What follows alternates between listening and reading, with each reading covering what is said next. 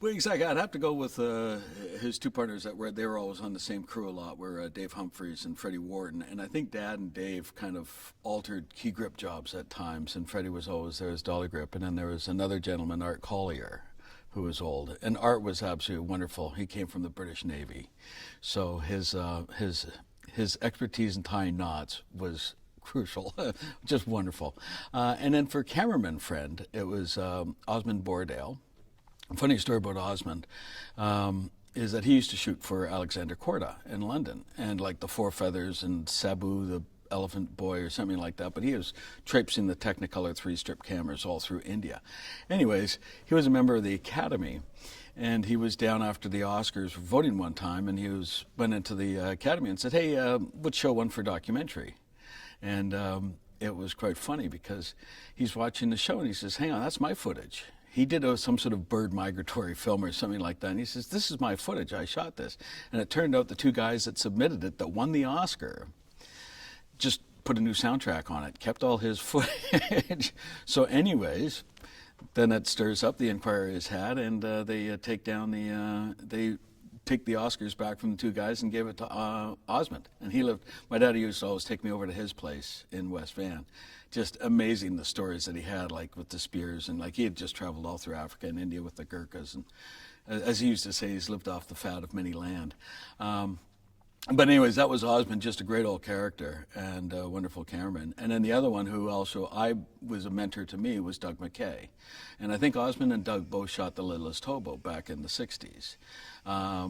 And so that was pretty good. And then another DP that he worked with a number of times out here was Mark Champion.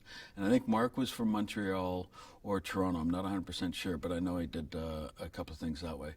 And then on the production side of things is that, Bob and Connie Gray, and then Keith and Dixie Cutler, and then Jim Margellis. And Jim Margellis probably gave me my first cash, because when Dad took us up some summer holidays on a show, my brother and I get hauled in at the end when we had to come back to the city to go to school.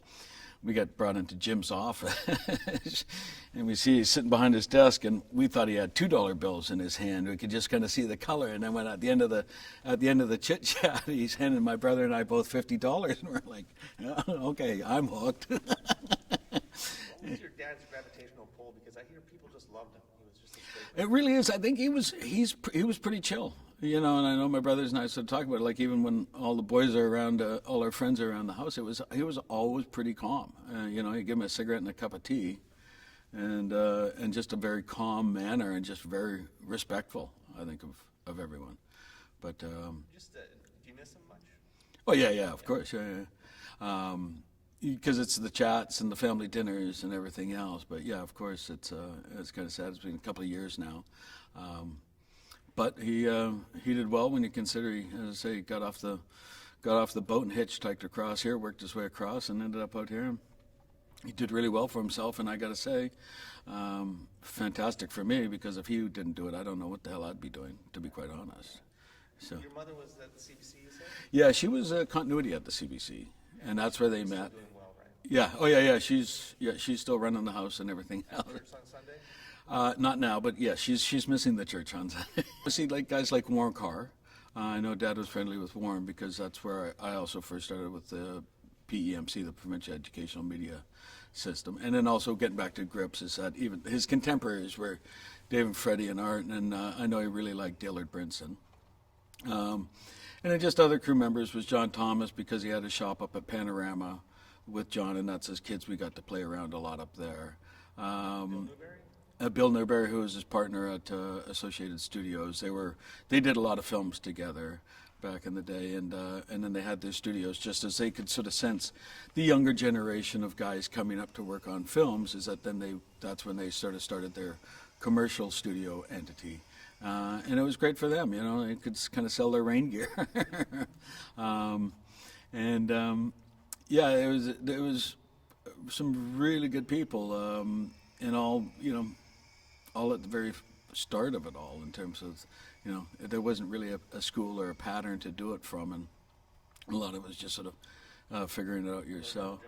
And then guys like, I remember Dad was always like Bobby Bow, who was in Transpo, but they were doing a thing, and I think it was, I heard the owl call my name up in a Houseid, and I guess they had blocked what they wanted to do outside, and then they had to go inside to finish off the shooting, and then of course you get waylaid in the shooting, and Bobby comes into my dad and says, hey Fred, do you want us to lay the track? And sure enough, then when it finished outside, I guess he gave the track an eyeball just to make sure, put the dolly on, and away they went. So I think it was a much smaller community back then. I think it's just fantastic of all that.